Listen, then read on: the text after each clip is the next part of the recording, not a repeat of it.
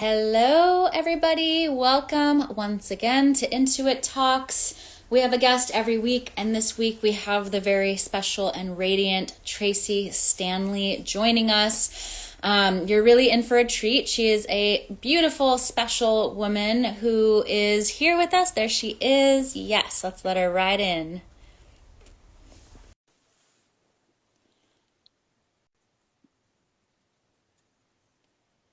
Yes, hello again. Hello there. So nice to see you twice I in one week. I know. I feel so spoiled in a good way. Thank you. How are you since I guess it was just a few days ago, huh? Yeah, it wasn't that long ago. I'm feeling a lot more settled. I think I shared with you that we just moved into a new space in Santa Fe, and we were also having a lot of internet and connection issues that got resolved. So I feel a little bit more connected, which is good.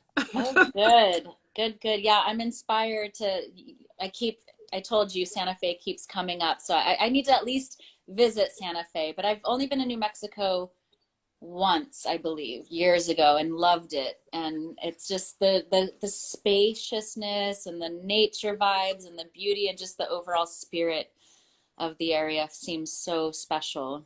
Yeah, that's exactly what called us here is I felt like I needed more spaciousness, more deep place to connect to my practice and to nature.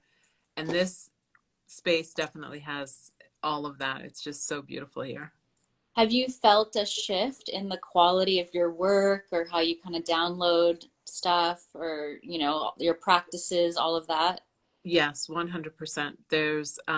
It feels very expansive, and this land has been preyed on for thousands and thousands of years, and you can feel the resonance of that. So there's just so much beauty, and I'm looking forward to being able to have it be a little warmer. It just started getting a bit warmer, so I've been practicing outside. But the stars, I mean, that's just it's like, being able to just go outside and see the Milky Way and Oh, feel so connected to the cosmos. As much as I love Topanga, and I lived there for 13 years, the light pollution from LA is pretty significant. And you don't, you realize it when you go into deep nature, but being here, it's really just spectacular. oh, you're selling me. Come I'm visit, come sold. visit. Well, thank you for jumping on the Moon Deck. I know you were here probably months ago now, and I'll just do a quick intro and allow you to introduce yourself for anyone here who does not know the very special, radiant Tracee. Oh, thank And you. yeah, your energy emits just such just peaceful vibes through the screen. I know we all have our moments, but you definitely are really in the Yes. practice, and you can feel it from you. I think you Mm, can feel when I think there's one thing where we have like years and years of practice, and then we sort of let go of some of the rigidity as we become kind of masters in our own skin, you know. yeah. Um, but there's still that consistency where I think it just becomes a woven part of. It's not this thing we do in the morning, but it just becomes a part of how we experience the ebbs and flows of life, the world, our perceptions. That I feel like I'm in this space right now, and maybe you can point on this and then I'll let you introduce yourself, like where I'm Mm, seeing these two. I'm doing a lot of personal work right now with EMDR therapy, and just mm, like all the years and layers kind of having a little bit of a culmination of things, yeah. which is nice. But I'm also at the like I feel like I'm seeing these two narratives running alongside each other right now, like the old one and the Hmm. one that's becoming. Hmm. And I don't know how I would be able to handle that if I didn't have some practices to turn to because it's intense sometimes. Yeah. I mean, the thing I feel like practice actually allows you to see that there's even a narrative running, right? There you Because go. because otherwise we're literally just going about our business, just not realizing what's happening. And then for me, I feel like practice allows that second narrative to arise, right? Where it's like the narrative of truth. And then you have those two narratives, just like what you're saying. And you're like, okay, which way do I turn my face?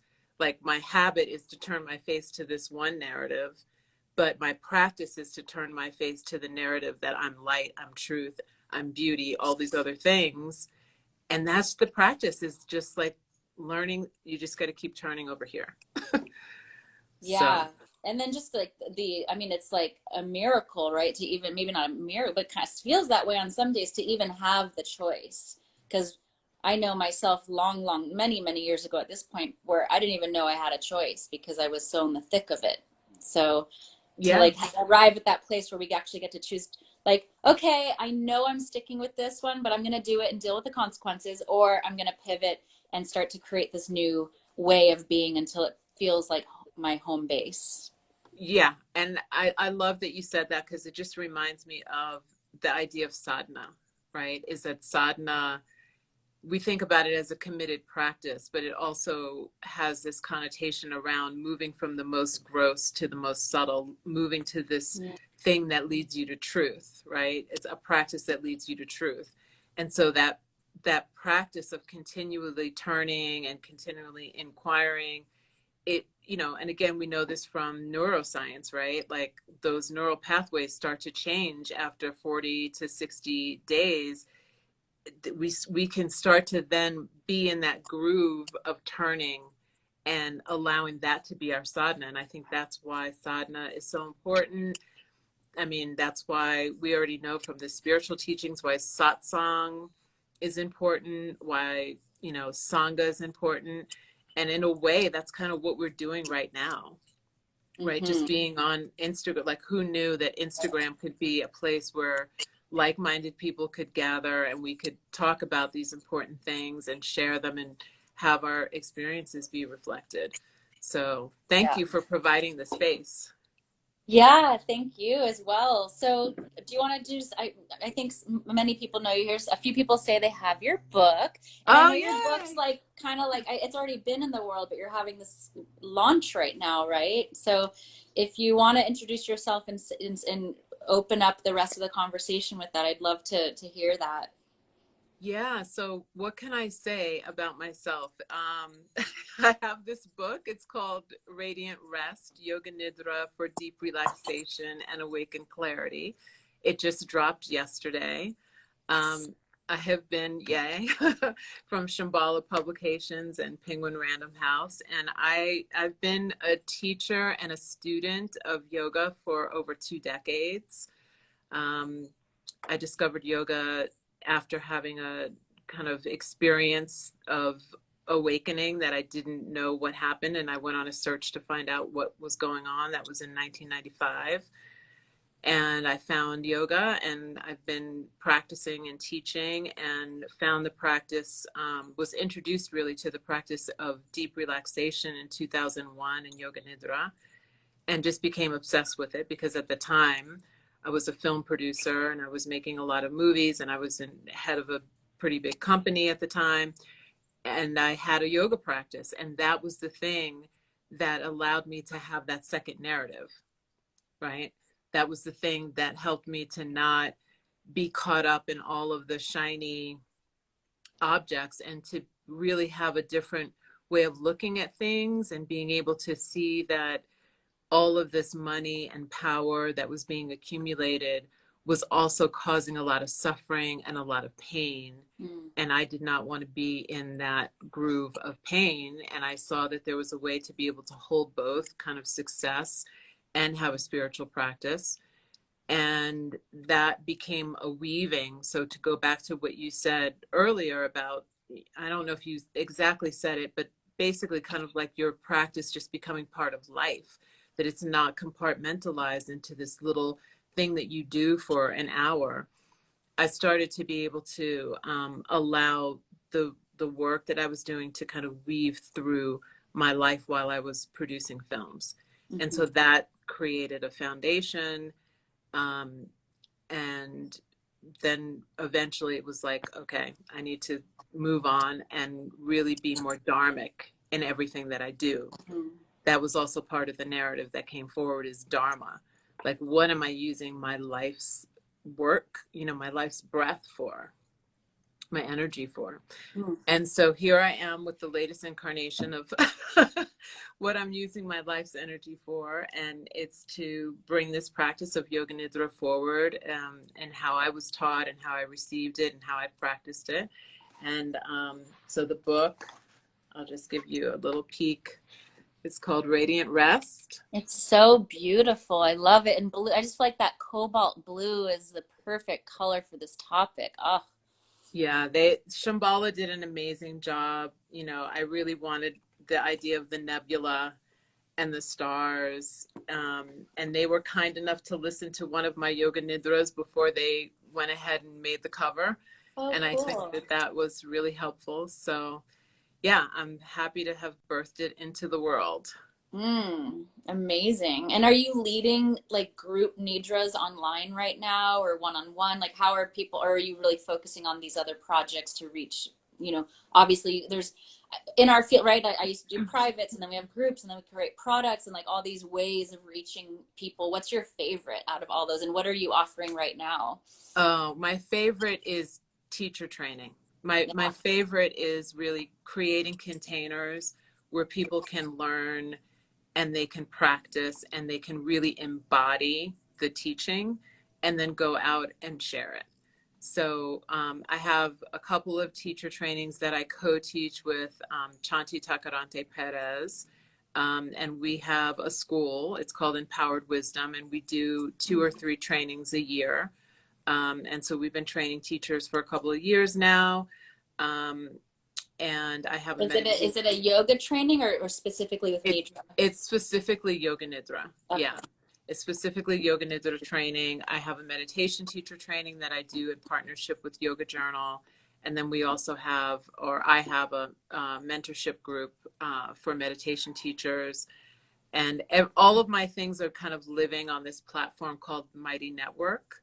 And so essentially that's another way of having a container that just allows for a little bit of a safer and braver community to happen rather than being on Facebook and Instagram all the time.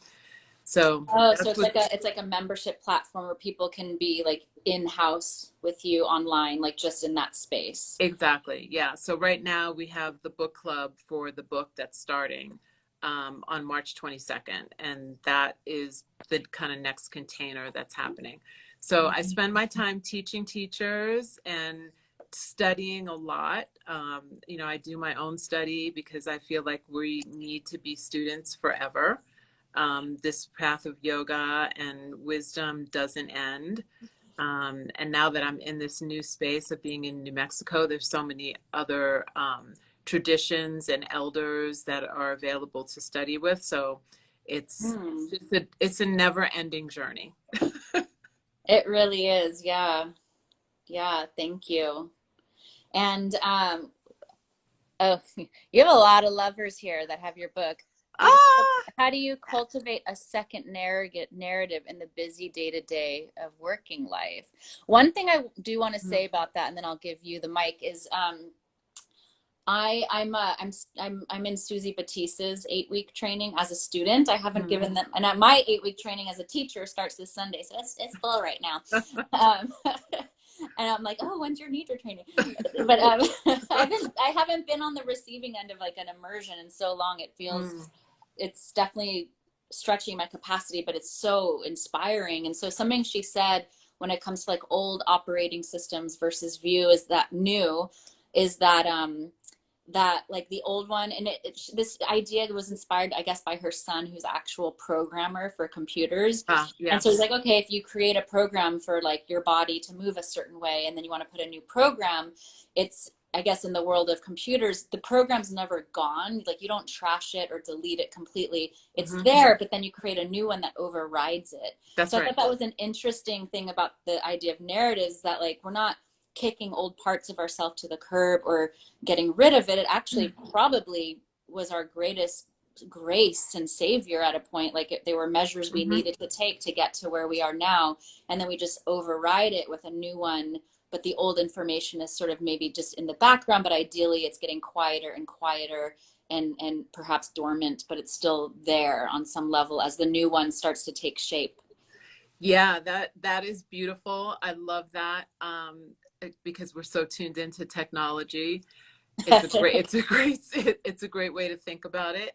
And we can also think about, the teachings in the Yoga Sutras about samskaras, the original impressions. And those impressions that we kind of, they're things that happen to us. We file them away as good, bad, or neutral, right? And eventually, if those samskaras are not kind of attenuated, they create what is called like a coloring or a vasana. And then eventually, if that vasana stays on kind of our windscreen for long enough, it becomes a habit, right? And that habit then, if it concretizes, becomes our personality. And then we believe that we are the personality. We believe that we are the coloring. And so part of the yogic practice is, as how I understand it, is that the yoga helps us to start to clear off the windscreen, right? And actually see what are the colorings, what are the habits, what are the sources of those things. And then when we do these practices, especially like tantric practices, because the word tantra actually means to weave or to accelerate, that we actually get to burn the seeds of those samskaras, right? They become like burnt seeds, meaning that, again, you use the word dormant, right? They become like these dormant seeds that can no longer produce fruit. It doesn't mean that it's completely gone, right? It's still there. It still happened, but we take the kind of shakti almost away from the samskara, which we could also say at some point it becomes that vasana, and that vasana becomes a narrative, right? And then we see the narrative for what it is, which you just spoke to, is that a lot of times our greatest wound is part of our greatest superpower. And so we really just need to be able to see that. And, doing work around self-inquiry, to answer the person's question who asked about how do you see these two narratives in the busyness of the day, is to inquire. When you see yourself reacting, inquire as to why. When you see yourself habitually behaving in a way, inquire as to why. And that's what it takes, is inquiry literally in every moment, to be able to trace yourself back, and then getting still and getting quiet as much as you can. Yeah. Yeah. And it's like, I've been thinking about this question that comes up, like, what is spirituality? And it can be, all the things on the surface that we think it is, love and compassion. And to me, what's also there, I mean, there's a list of things and it will be different per person, of course, but it is about like that being radically and lovingly honest with ourselves. And when we feel right to share that, being honest with others and cleaning it up, and I think that's such an important conversation today, because thankfully all this stuff is like trending and getting bigger and more people want it. And I think that's a really good sign, right? And what comes with that sometimes is like that more surfacey, bypassy kind of way of approaching our spiritual health. And like, I really, really, really do not subscribe to the memes that say good vibes only. They're a little itchy to me. I am definitely somebody who's full of joy, but I'm also going to name the pain, right? Us like not trying to pretend that everything is always good and everything is always right. It is completely not helpful. Yeah. So yeah, it's part of the yogic path is about transformation. If it's good vibes only, essentially what you're saying is that there's nothing to transform. There's nothing to look at. And if that happened, I think we'd be like, poof, bye. Like, yeah, I've finished up here. Thank you. Yeah, there's always something to look at. And I think that's why one of the most important things that we can do as practitioners and people who've been studying for a long time and practicing for a long time and have the inspiration to want to share teachings is to share those teachings with other people who want to share them, because it's really easy for us to be here on Instagram and say, oh, things are changing. But we also have to recognize that the algorithms of Instagram are keeping us in these little echo chambers. So we're seeing the things that we want to see, that we feel are important. And yet there's a whole nother segment of people who really may want this information too, but don't have access to it because social media is keeping us in a box. So we have to be able to kind of take this and go to the churches and go to the synagogues and go to the schools and go to all the places that don't seem obvious, to be able to share just one little thing that we've learned. It doesn't mean you have to have a whole syllabus of, material. Just like one thing that's really touched you, that's really resonated with you, that is true. Mm-hmm. That I really believe that has the power to change a lot of things in this world.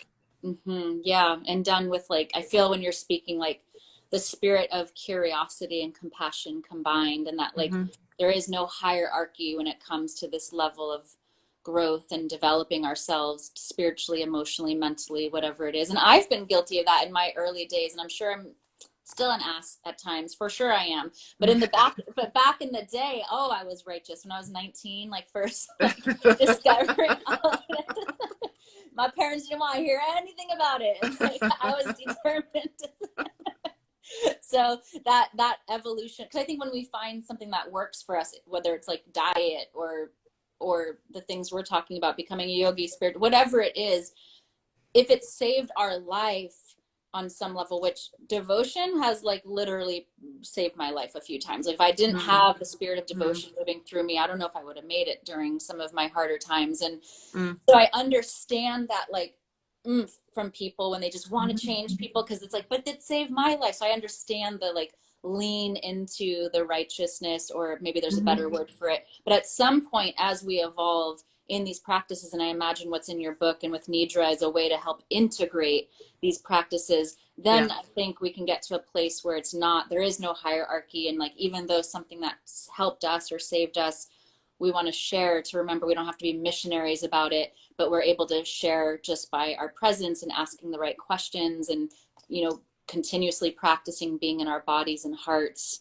In general, even in the most mundane moments with people we love, or with a friend, whatever it is, that's been a big practice for me, is just continuously dropping back into my body and heart in the presence of people I care about. Like, that has felt like a spiritual practice to me at times.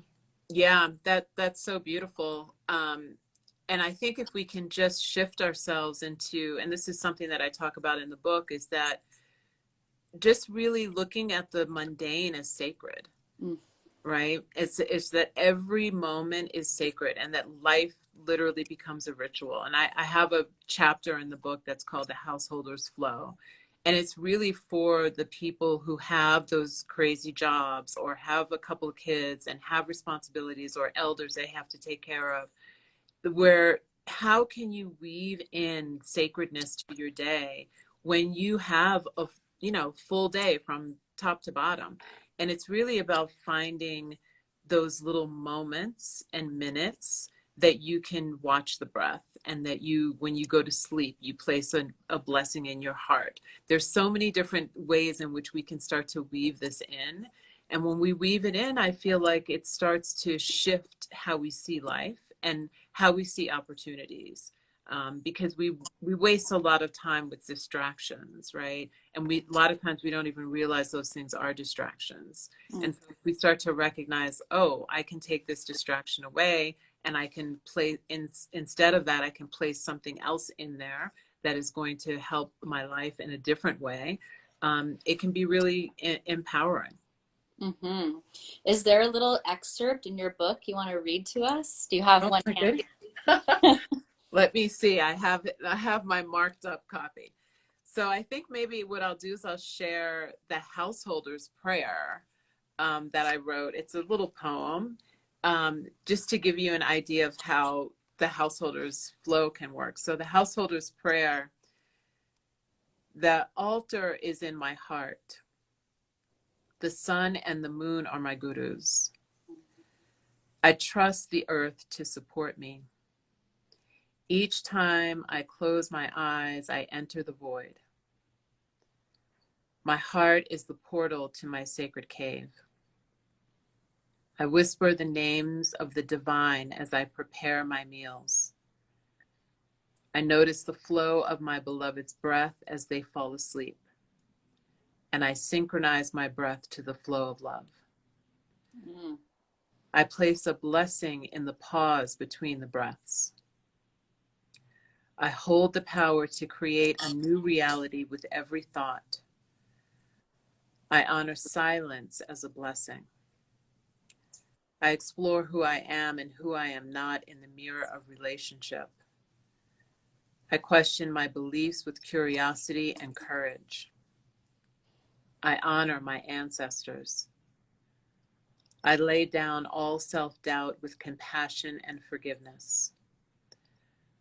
I remember the light of my soul as I enter the dream state. I recall the beauty of truth as I transition from sleep to waking. I know the vibration of truth. I remember that nothing is mundane.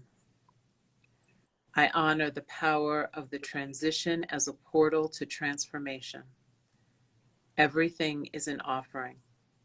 My life is a sacred ritual. Mm. Poetry. Beautiful. Hmm.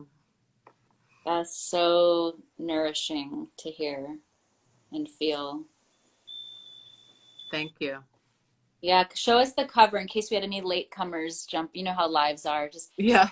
this is Tracee's book, everyone. Radiant Yes. Rest. It's so gorgeous, so beautiful that she just Yeah. read from. Yeah. When do you have a training coming up soon, or are you just focusing on the book launch right now? Right now, we're focusing on the book launch, but we do have a Yoga Nidra teacher training that will start in the summer, Oh, and cool. I'll be putting up the dates for that training shortly. And that'll Yeah. be Zoom, not live or Zoom. No, it'll be Zoom, and my Yeah. hope is that maybe by summer 2022 we can gather under the stars in Santa Fe and be practicing Yoga Nidra on the earth. So that's my hope. We'll see what happens in the world, but right now it's entirely on Zoom, and it's a 3-month training, actually 4-month training with a certification retreat at the end. Oh, that That's sounds online. amazing.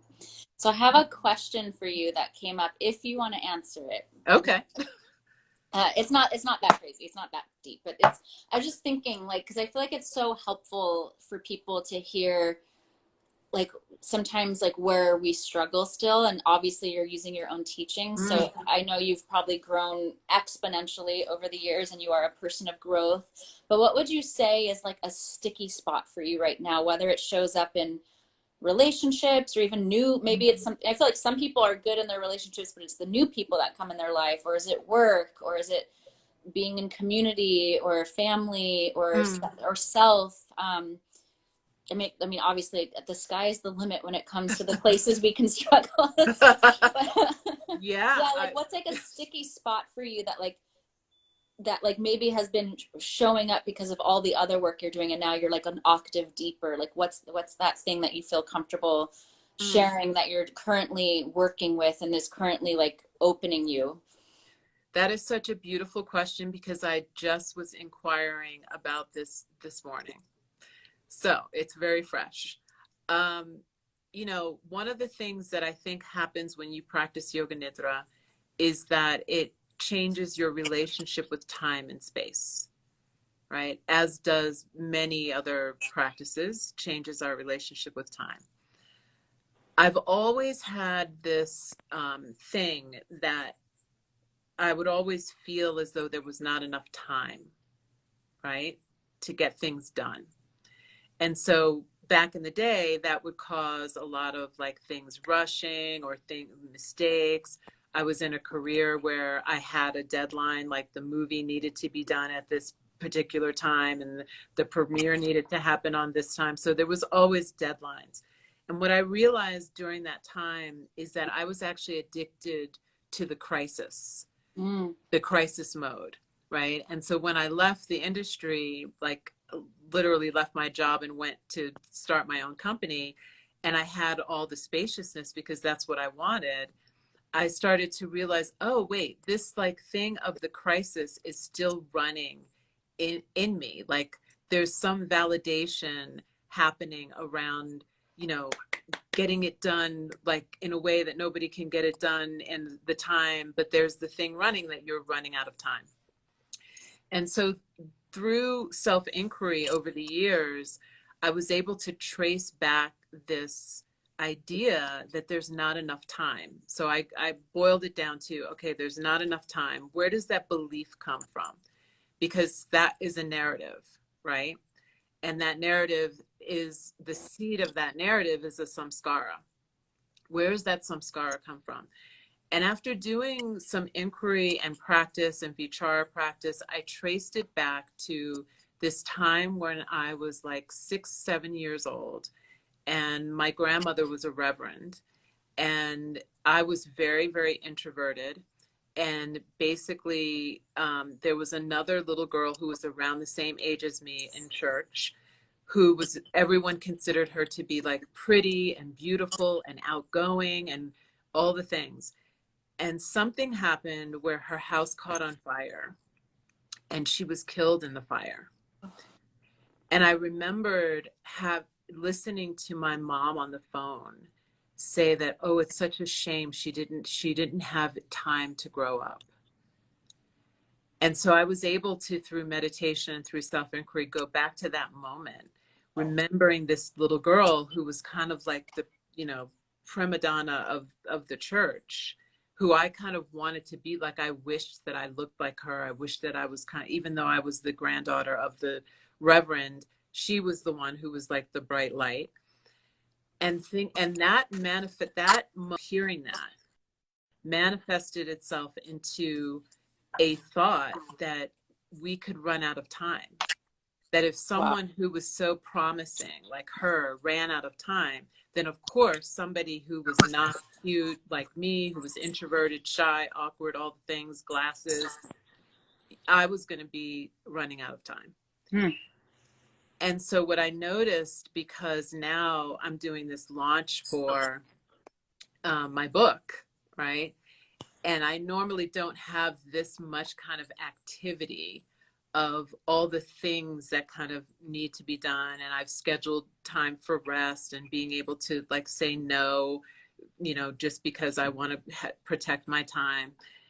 And then I realized that I was like, oh, wait, there's like this little kernel of something that's still around time, that's still there, that I felt running. And I just brought myself back to that moment, like just going back in time, like on a timeline in my mind, back to that moment where I heard my mom saying, oh, she ran out of time. Wow. It's not true. First of all, it has nothing to do with me, right? And just seeing how those things, we constantly have to keep working. We constantly have to keep looking and acknowledging that these programs, like you were saying in the very beginning, can still be running. You know, how many times have you been like, wow, my computer's running really slow. What is going on? And then you go to the Finder to force quit and you're like, holy crap, the programs are on. I didn't even know. No wonder my fan is running like it's a... God, I wish it was that easy. Restart the program. Exactly. So we have to like force quit. We got to go back and say, okay, let me remember. I have time, I have space. And I worked for a while with a Sankalpah. And can you explain Sankalpah to anyone that doesn't know? Because I think it's such a beautiful word. Yeah, Sankalpah is basically a vow. It's a vow that leads you to your deepest truth. It's a vow that's dharmic. It leads you away from suffering and towards joy and resiliency.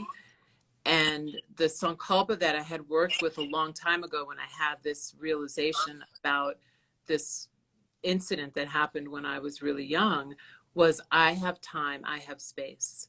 And I would make myself move at half pace. So even when things were rushing and there was crisis or whatever in the office, I would just pause and stop. And I would say, I have time, I have space. Mm. Right. So I did that this morning. So that statement was your Sankalpa. I have time, I have space. I have time, I have space. And then that was, the last time I worked in an office was probably 8 years ago or something. And it's evolved since then, like just the feeling of what I know time and space to be. And so it's just interesting because I think there was something that was reminiscent of a time where there was a schedule of something that was happening, and there's like a thing that's going that kind of triggered that moment of time and space memory. And so that's, I think, just to really say we have to always be awake. And that's what Yoga Nidra actually helps you to do. It helps you to wake up to your life. Like, we think about it as this rest practice or this, deep sleep practice, but in the practice, it's sleep with a trace of awareness. It's allowing yourself to be awake to the transitions between the waking, the sleeping, and the deep sleep, or dreaming and deep sleep, right? And if we can keep that thread of awareness running while we're in this practice of Yoga Nidra, that allows us to go to some of the deepest states of consciousness that we can, imagine what happens when we do that consistently, and then we're in our life. It allows for a moment of something to happen, and for me to realize, oh, wait a second, I'm awake to the fact that I'm feeling pressured in some way, and I'm feeling like I don't have time. And that I don't have time goes back to a practice that I did a long time ago that traced back to that seed. That seed needs to be burnt again. Right? Yeah. And when you gave that analogy earlier about the burnt seed, it made me think, because we're saying like, oh, the seed's still there, but then we create the new program on top. And like those burnt seeds is sometimes what helps the soil be nutrient dense. Mm-hmm. So it's like that old stuff is like, it's good stuff, even though there's trauma, pain, it's not something we might want to relive or keep operating from that. But in some way, perhaps it's part of the like compost that gets tilled into the soil. Mm-hmm. Yeah, it's who we are. Yeah. Right? It's part of who we are, but we don't have to be run by it. So, you know, just because I have my, garage band still on in the computer, it doesn't mean that I have to, right? Yeah. So, yeah, it's, these are all the beautiful concepts that I think are so, going back to your idea of, or your thought around bypassing, that if we don't really look at some of these things and we don't allow our practice to bring us to a place where we can recognize when some of those things come forward, and then have tools to be able to attenuate them and, work with them, it becomes really, we can run in a little bit of a loop if we don't have the right tools. Yeah, but I feel like bypassing is starting to shift. I feel like it's like very generational in a sense. It's like, oh, we just sweep everything under the rug. And then of course some of that spills over into current generations. But there's definitely like a fine line there of like not to bypass anything, deal with it, move into it, let people be the full spectrum. Like we all have shadows, we all have light, and there's medicine in all of it. And then on the flip side, something I also had to learn, and I think we're seeing it in this necessary but sometimes over the top kind of PC chapter we're in right now in the world, and I hesitate even to like tread that topic lightly, but it's like, yes, don't bypass anything. And at what stage, and I had to learn this for myself, and it's something I'm still learning, do I stop defending my pain? Because I used to identify with it and be like, no, because I didn't get the validation I needed for it. So it took me a while to then I had to protect it.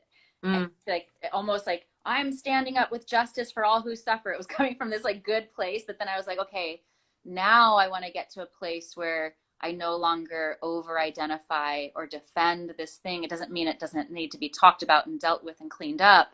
But I think there's like a middle ground, or maybe not middle ground, but Yeah, there's like that fine line there of like no bypassing. Let's deal with it at face value. Let's talk about it. Let's have the hard conversations. Let's do the hard work, grow, evolve, return to our hearts, and be honest with ourselves if we're over identifying with the struggle, or even protecting the struggle because no one else has given us that validation. Mm. Well, I guess I would say, without knowing the exact details of what you're saying, Yeah, is that what I feel is that we have to understand what our dharma is, there you and go. Yeah, then we need to do our dharma. And so, if we think about the wisdom from the Bhagavad Gita talks about, it's better to do your dharma imperfectly than someone else's dharma perfectly, mm, right? And so if there's so much outward looking, and not internal looking, especially on platforms like Instagram, right? Like, we're looking, and then there's comparison, and there's oh, this person's doing this, so I should be doing this. It's like, let's get really clear on what we're here to do and where we are most powerful. Because then when we have 10 people in a circle who are all doing their dharma, and they're doing their dharma and imperfectly, as we all will make mistakes, then the world can change. yeah, That's what I believe. And at the end of the day, the way I was taught is that the universal dharma is to love, give, and serve, right? So that's underneath everything that we do. And to love, give, and serve means that we, in my opinion, is that we are always thinking about the collective. We are always thinking about our actions and how they affect the collective. We're always thinking about what we teach and what we share and how that can help heal the collective. And we're all going to do it in a different way. yeah, totally. Yeah, and even when you're talking about Sankalpah and like the thing, I definitely have my little wrestles with time, but the mantra, the affirmation that comes up for me is I am loved and supported. Mm-hmm. And so it's like, Mm-hmm. yeah, in our so like in a Sankalpa practice, when you gave your example of time and space, which is a beautiful one because I think we can all use that. It was clear of like, okay, I'm going to slow down. I'm not going to let time, pressure me. How would one do it when it comes to love and support? Like, I guess in what comes to me is if my Sankalpa is, I feel loved and supported, it would be how I show up for myself in love and support, Mm-hmm. how I show up Mm-hmm. to the people around me with the same love and support that I crave for myself, right? Would that be Yeah. like a Sankalpa practice then? It could be. I mean, so what we're talking about now is like more of like, we need to get down and really dig for a couple of hours to find the Sankalpa, to find the what Swami Rama referred to as the perfect Sankalpa. And because we have in America such an, weird relationship with this word perfect, I'm just going to say auspicious Sankalpa, right? Is that this Sankalpa that he talked about was a Sankalpa that was formed without doubt, right? And so if we think about doubt, doubt is that false narrative. So we have to be really careful when we create sankalpas, because many times they are actually created from the false narrative to keep us in the loop of not looking to the light and to the truth, but looking over here to the thing that keeps us stuck. Mm-hmm. So I refrain from giving quick, Totally. Yeah. like, let's figure out how to do the Sankalpa. I would say that there's a book that's written by Rod Stryker. It's called The Four Desires. I And love him. he gives a very detailed way into how to create a Sankalpa, and how these false narratives, which he calls in his book Vikalpas, how they can run your life. And he gives examples of his students. And so if people are interested in digging a little bit more into this, because it really is, it really is a deep practice. Yeah. I highly recommend reading that book. And at some point later in the year, I'll be doing a Sankalpa workshop. I I was just did just gonna one. say, I was like, let's do a 3 hour workshop with 5 hour, however many hours. I'm sure it's a deep dive. Yeah, I just love that it's a beautiful kind of navigation because there's a lot of things that tools with different words that we can work on Sankalpa, but I do feel Mm-hmm. like it's this beautiful way of getting in touch with like our North Star in a from like an auspicious, like as you said, spiritual place that then will ripple out into every single part of our life, auspicious or not, from the mundane Yes. to the mystical and everything in between. 100%. If you have a sankalpa that is an antidote to the thing that causes you suffering and pain, it will change the entire course of your life. There is no question in my mind about that. I love that. Oh, I please do a workshop. That would be so amazing with that type of focus would be so beautiful and I'm sure would serve so many people in so many different ways. Yeah, I just did one on the sankalpa of self-love. Mm. And it was so powerful. And I love these containers. So I'm not the type of teacher who usually does like a one and done workshop. I like to keep you in the container for 40 days so we can really let it marinate and we can really let things bubble to the surface so we can heal. Mhm. I'm not going to just say, hey, here's the thing and see you soon. I really want to be able to, hold the space for you. So I will do another one after the book launch, and I'm going to take a sabbatical in June. So maybe like July, August, I'll do another self-love Sankalpa. Yeah, beautiful. Well, thank you. I feel like I want to do pick a Moon Deck card as usual Oh, yes, please. in our did you say you had a deck or we need to get you one? No, I have a deck, but all of my stuff is in storage because we moved and we're in this rented place while we're fixing our house. And I have nothing with me except for like a capsule of clothing and my books, That basically. must be kind of a relief just to have the few things you need. It is. It's great. It's great. So if you see me repeating outfits on these IG lives, that's why, because I have like 5 things. Thankfully, we just have here up. Exactly. Yeah. Oh, cool. So you guys are in a temp place until your place. Yeah. Yeah. All right, everyone, take in a couple deep breaths as we choose our cards and inspired by this beautiful, as always, conversation. Hmm. Hmm. We got, I have unlimited potential and claim my purpose. All I need is within me.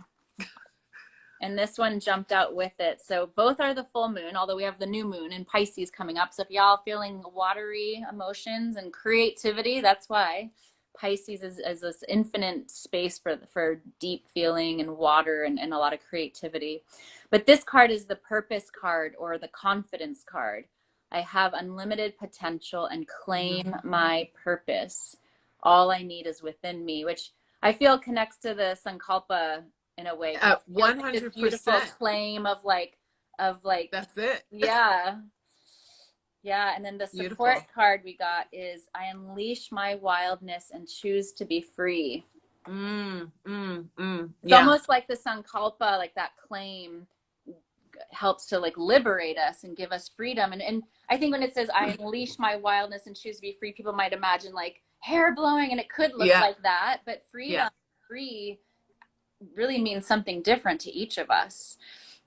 100%. And for anybody who's listening, I really think it's important to define what is free, Mm. because our practices are meant to bring us to moksha, right? They're meant to bring us to this spiritual liberation and to freedom, and it looks different for all of us. And that's a really good way to kind of start with thinking about sankalpa. Is if you have this longing to be free and you're inspired by the card from the Moon Deck, is really, what does purpose mean to you? Mm-hmm. And what does freedom mean to you? And really just spend some time free writing about it so you can be clear, because our lack of clarity and our lack of time and effort that we've put into inquiring around these things that we want, I think keep us stuck a lot of times. So those are really 2 beautiful cards to have pulled for today. Yeah, I have unlimited potential and claim my purpose. All I need is within me, and I unleash my wildness and choose to be free. Choose is the key word there. Yes, choose. And again, and so we can think about those two, just taking it back to the beginning, your two narratives. The choice is as easy as turning your face and looking to see that freedom is over here. We think we're imprisoned sometimes, right? Yep. But the open window and the open door is just a matter of us turning to a different perspective. Yeah. And so thank you for that pull. That was incredible. I know, super spot on. I trust her, the deck, so much whenever I'm sharing with people. So yeah, thank you for being here. What an awesome conversation. That felt like such a well-rounded, beautiful conversation. See if Thank you. if anyone wants to drop a comment before. Yeah, I see Talia here. Hi, Talia. I see Crystal and Carol and Brenna. Brenna is an amazing teacher. She teaches Sankalpah as well. Unity Guru, Sasha. How do you maybe include people that want to join Yoga Nidra, but they may miss out some limbs of the body, for example? You know, that comes with practice, and that's about keeping that awareness awake and aware. Oh, there's Shannon Algeo. Shannon. Yes. His book just dropped, Trust Your Truth, and he has Yoga Nidra practices in there too.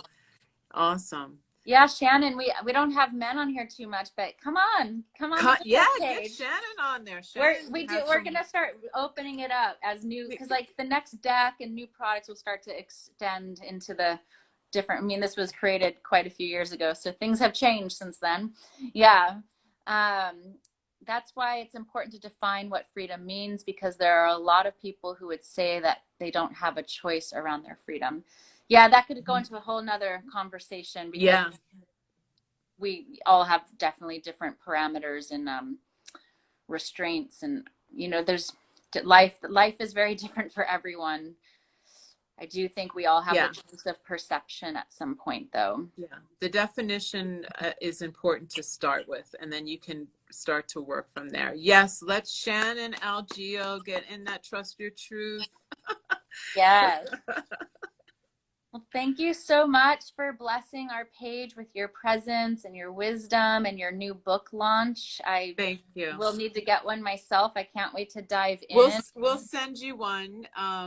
We'll get your address, and we'll send you a copy so that you've got her. Thank you. Yeah, it's gorgeous, and I'm definitely considering your live Santa Fe training when that comes around. Oh yeah, that's gonna be next level when we're under the stars. Yeah. Yes, I look forward to it. Well, thank you, Tracee. Thank you. Much love to you. Congratulations. Let us know if there's any way we can support your launch. And it's just been great to chat with you twice in the last week. I know, it's been amazing. You've done so much to support and to love, and I really appreciate it. So thank you so much. You're welcome. See you soon. Mwah. See you soon. Bye, everyone. Bye, everybody. Thank you so much for joining. Thank you.